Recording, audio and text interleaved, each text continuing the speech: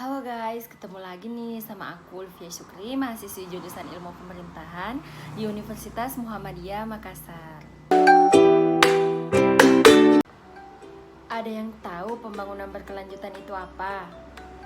Nah, pada belum tahu nih mungkin di video kali ini aku akan jelasin kepada kalian apa itu pembangunan berkelanjutan dan contoh kasus pembangunan berkelanjutan itu seperti apa.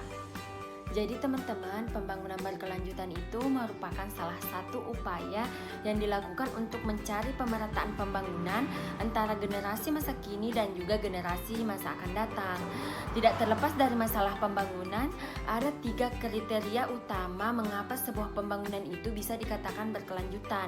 Yang pertama yaitu tidak adanya eksploitasi terhadap sumber daya alam, atau dalam bahasa Inggris kita kenal dengan istilah depletion of natural resource. Dan yang kedua adalah tidak adanya polusi dan dampak lingkungan. Yang ketiga, yang terakhir itu adalah harus dapat meningkatkan usable resource ataupun replicable resource. Setelah mendengar fenomena yang aku sebutkan sebelumnya, tentu teman-teman berpikir nih, apakah memang sudah ada pembangunan yang telah termasuk kategori pembangunan berkelanjutan atau telah memenuhi standar pembangunan berkelanjutan itu sendiri? Menjawab pertanyaan sebelumnya, aku bisa katakan ada pembangunan yang bisa dikatakan telah memenuhi standar dari pembangunan berkelanjutan itu sendiri. Contohnya adalah Desa Wisata Cibuntu.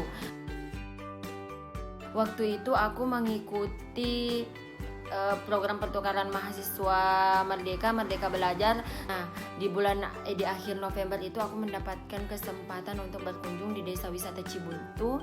Untuk Desa Wisata Cibuntu ini sendiri tergolong dalam pembangunan berkelanjutan yang berbentuk ekowisata. Jadi Desa Wisata Cibuntu itu merupakan salah satu desa yang berada di Kecamatan Pasawahan, Kabupaten Kuningan, Provinsi Jawa Barat. Desa wisata atau tourism village, dalam bahasa Inggris yang kita sebut tourism village, merupakan suatu produk wisata yang melibatkan anggota masyarakat desa dengan segala potensi yang dimilikinya. Nah, pada pengembangan desa wisata itu sendiri tidak hanya berpengaruh pada sistem ekonominya saja, tetapi juga sekaligus dapat melestarikan lingkungan alam dan sosial budaya masyarakat, serta juga terutama berkaitan dengan nilai-nilai kegotong royongan, karena masyarakat di desa itu paling kental dengan nilai-nilai kegotong royongannya dalam mengembangkan berbagai potensi serta aktivitas masyarakat. Pembangunan berkelanjutan itu sendiri setidaknya harus memenuhi 3 aspek utama. Nah, pembangunan itu harus terpenuhi dalam segi budaya, sosial budaya. Yang kedua, pembangunan itu harus terpenuhi dalam segi ekologi, dan yang ketiga yaitu harus terpenuhi dalam segi ekonomi. Mana sih Desa Wisata Cibuntu itu dari segi sosial budayanya?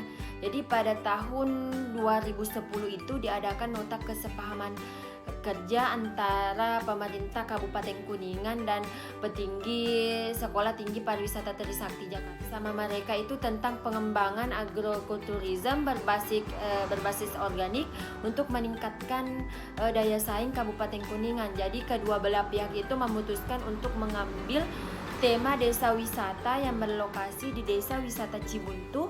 Hal tersebut didasarkan karena pada kesiapan seluruh masyarakat lokal sebagai modal dasar dalam pembangunan Desa Wisata Cibuntu sebagai desa wisata berbasis pemberdayaan masyarakat, serta potensi sebaran cagar budaya dan potensi alam lainnya yang terdapat di Desa Cibuntu itu sendiri. Maka berbagai upaya dilakukan melalui pembinaan, sosialisasi, pelatihan yang mengarah pada pengembangan SDM atau sumber daya manusia kepariwisataan di Desa Cibuntu. Pada tanggal 17 Februari tahun 2012 dilaksanakan soft launching di Desa Wisata Cibuntu, sekaligus pengukuhan kelompok sadar wisata dan pembentukan sanggar seni. Pada tanggal 15 Desember 2012 dilaksanakan launching di Desa Wisata Cibuntu yang dideklarasikan oleh Bupati Kabupaten Kuningan dan Ketua Tinggi Sekolah Tinggi Pariwisata Trisakti Jakarta. Selanjutnya pada tahun 2013 itu ada pembinaan dan pendampingan serta pelatihan-pelatihan yang terus dilakukan oleh pihak akademisi maupun Dinas Pariwisata Kabupaten Kuningan, seperti pengadaan pelatihan masak, pengembangan kuliner, pengembangan homestay, pemandu wisata, penyusunan paket wisata, pelatihan pengembangan kesenian, workshop kerajinan, dan pelatihan dasar ilmu kepariwisataan lainnya. Untuk kategori homestay-nya sendiri, karena homestay ini merupakan salah satu produk wisata yang unik dari Desa Wisata Cibuntu. Jadi homestay itu yang berbeda dengan desa-desa lainnya, mungkin memanfaatkan pembangunan villa atau hotel. Di Desa Cibuntu ini memanfaatkan rumah warga yang kemudian dijadikan homestay. Nah, di rumah warga itu sekitar menyisihkan 1 sampai dengan 5 kamar yang dimiliki oleh masyarakat.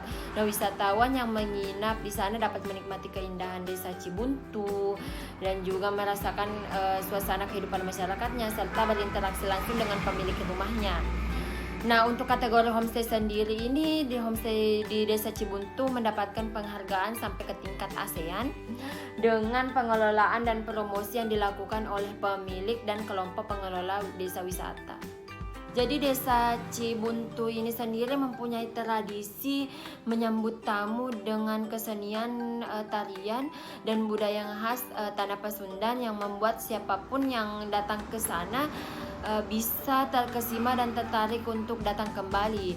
Nah, di Desa Cibuntu itu juga ternyata sebagian besar warganya memiliki usaha kerajinan bambu dan alat musik angklung dan juga seruling Sunda yang menambah Desa Cibuntu ini cocok dinobatkan sebagai desa wisata terbaik di Indonesia. Dari segi pelayanan komunitasnya sendiri, mereka menggunakan konsep yang bernama pesona. Pemerintah setempat mengungkapkan bahwa Sabta Pesona ini merupakan komitmen dari masyarakat setempat untuk memberikan rasa nyaman kepada pengunjung melalui 7 unsur, yakni aman, tertib, indah, ramah tamah, dan kenangan. Nah, selanjutnya ini aku akan jelasin bagaimana di Desa Wisata Cibuntu itu dari segi ekologinya. Pada tahun 2014 itu dilakukan penataan sarana fisik oleh Dinas Pariwisata berupa pemberian gazebo, toilet, pusat informasi pariwisata, dan sarana penunjang lainnya. Melalui anggaran pendapatan belanja daerah, kabupaten hingga APBD provinsi, sementara pihak desa terus melakukan konservasi dan reklamasi lahan non-produktif seoptimal mungkin. Ternyata selain homestay ada satu produk wisata yang memiliki keunikan tersendiri, yaitu Kampung Domba. Nah, di mana para domba yang ada di desa itu dipelihara oleh masyarakat, kemudian dikumpulkan di satu tempat dan dibuatkan rumah menjadi satu spot lokasi wisata yang dimiliki di dalam desa tersebut. Selain itu ada pula beberapa spot peninggalan zaman megalitikum yang membuat desa itu semakin dikenal dengan desa yang indah. Tidak hanya itu, desa itu juga ternyata memiliki kolam renang modern yang bisa memanjakan wisatawan sambil menyaksikan keindahan alam Gunung Ciremai. Walaupun secara realitas memiliki keterbatasan, namun dengan harapan lain adalah dengan pengembangan atau diversifikasi produk wisata, dan masyarakat berharap mampu mendaur ulang sampah menjadi biogas yang bermanfaat bagi lingkungannya. Terakhir ini adalah aku mau jelasin bagaimana Desa Wisata Cibuntu itu dari segi aspek ekonominya. Sementara untuk berkemah ditawarkan dengan harga 200 hingga 350 ribu per malam, sudah termasuk makan 3 kali sehari. Menerima investor tetapi tidak menerima investor dari luar, jadi mereka hanya menerima investor dari dalam. Dari dalam itu maksudnya investor itu merupakan penduduk asli Desa Wisata Cibuntu. Nah, kemudian yang kedua yaitu pendapatan mereka dari KWT. Jadi di sana itu pemerintahnya membangun sebuah komunitas yang bernama Komunitas Wanita Tani atau KWT.